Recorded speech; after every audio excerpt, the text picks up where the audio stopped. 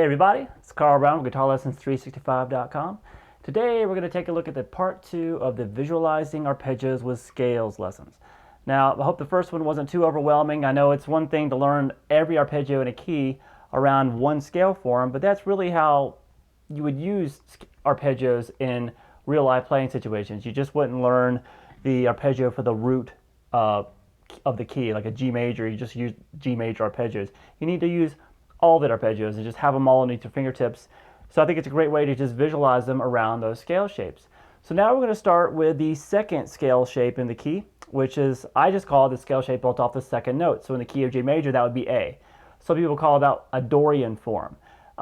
It would be a Dorian form theoretically if you're just playing it by itself and you're starting on A and you're playing through the notes of a G major scale. It would be a Dorian. But that's not really how modes work in real life situations.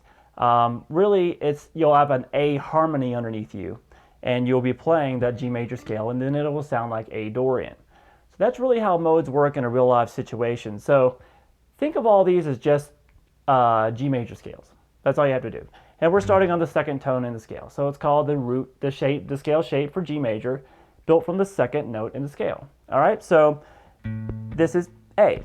So here's the shape. By the way, just follow along in the tab PDF with this lesson. We're going to start here at the 5th fret, 5, 7, 8 on the 6th string, then 5, 7, 9 on the 5th, again on the 4th string, again on the 3rd, and then 7, 8, 10 on the B string, and 7, 8, 10 on the high E.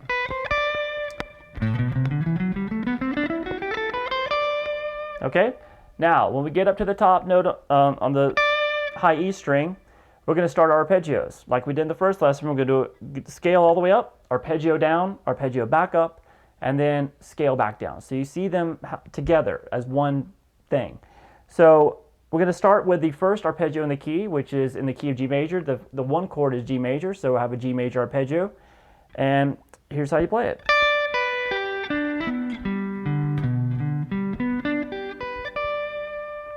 Okay, so hopefully you're following along with the tab. I know I'm kind of going through this pretty quickly, but I'm just showing you the concept once again.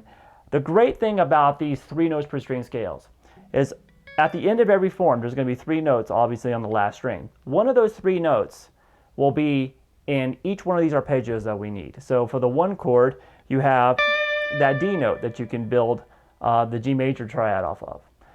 For the 2 chord in the key, which is A minor, you can build that off of the C note, which is in the key, the chord A minor. So you'll always, one of those 3 notes is where you'll stop and you'll begin your arpeggios. All right, let's do the arpeggio, the second arpeggio in the key, which is A minor. Go up through the scale, and then A minor arpeggio down.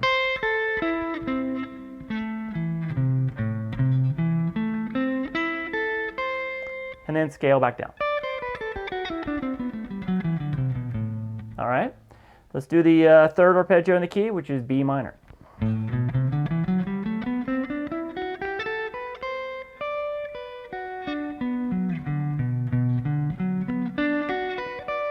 Scale all the way back down.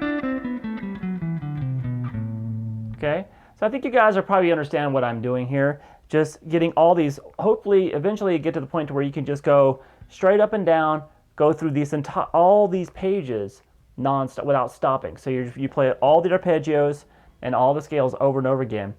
That's really where you want to get this to. All right, and we'll work on combining these arpeggios and stuff a little bit later. All right, so I'm going to let you guys take the tab PDF. We did the in this lesson, I do the shape built off the scale shape off the second note in the key and the third. So there's 4 notes of tab, so it's a lot of tab.